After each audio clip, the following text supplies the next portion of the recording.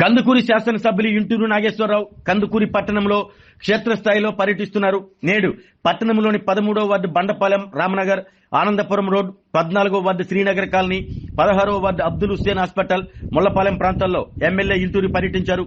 Municipal commissioner Anusha party నేతలతో కలిసి ఆయా వార్డుల్లో ప్రతి రోడ్డు, ప్రతి కాలువను పరిశీలించారు.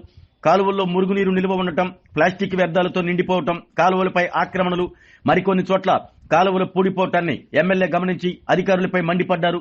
ఉద్యోగాలు ఎలాగైనా చేసేది, ఇంత నిర్లక్ష్యంగా ఉంటే ఎలా? ప్రజల నుంచి పన్నులు వసూలు చేస్తున్నప్పుడు సౌకర్యాలు కల్పించాలి కదా అంటూ అధికారులకు క్లాస్ తీసుకున్నారు.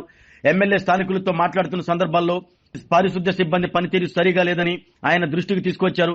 కొన్ని కాలువలు నెలకోసారి కూడా శుభ్రం చేయటం లేదన్నారు. దీంతో స్థానికులే ఎదుటే అధికారులను ఎమ్మెల్యే నిలదీశారు. అవసరమైతే అదనపు సిబ్బందిని నియమించి కనీసం 10 రోజులకు ఒకసారి ప్రతి కాలువ శుభ్రం చేయాలని సూచించారు. పలుచోట్ల కాలువలపై మెట్లు, బంకులు, ఇతర నిర్మాణాలను గమనించిన ఎమ్మెల్యే వాటిని వెంటనే తొలగించాలని ఆదేశించారు. ఒకవైపు కాలువలు ఆక్రమించడమే కాకుండా వ్యర్థాలన్నీ అందులో పారబోస్తే ఎలా? మున్సిపాలిటీ సుందరంగా ఉండాలి అంటే మీరందరూ తప్పక సహకరించాలని ఆక్రమణదారులను ఎమ్మెల్యే సున్నితంగా మందలించారు.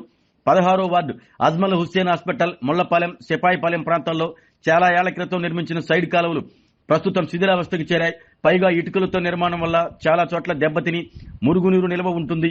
రోడ్ల కంటే తక్కువ ఎత్తులో ఉన్నాయి. వీటన్నిటినీ పరిశీలించిన ఎమ్మెల్యే వాటి స్థానంలో కొత్తవి నిర్మించేందుకు వెంటనే ప్రతిపాదనలు సిద్ధం చేయాలని కమిషనర్ ఆదేశించారు.